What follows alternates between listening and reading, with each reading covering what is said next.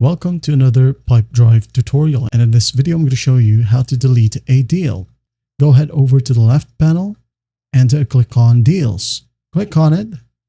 Now in here, go ahead and locate the specific deal. For example, I'm going to click on List so I can easily locate a deal. For example, this deal from L'Oreal.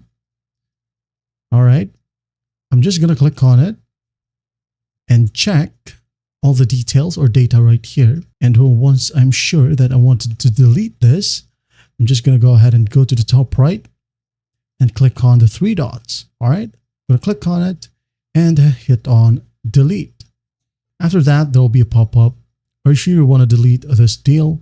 Any notes, files, documents, and invoices linked to this deal will also be deleted.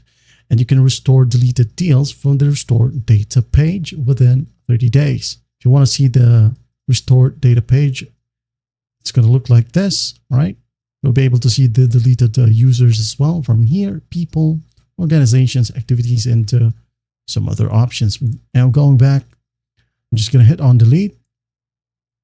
All right, your deal will be deleted permanently after May 29, which is exactly 30 days from now.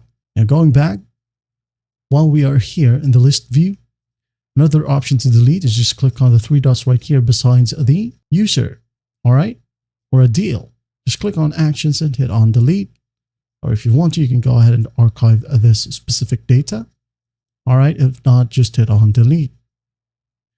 Now, you might ask, where do we see or where do we locate the archive? Down here, again, click on Actions. Now hit on Delete. Now, while we're in here, just click on Restore Data and you will be landed to the same exact page. All right. That's basically how you do it. Well, I hope this video helps and I'll see you in the next one.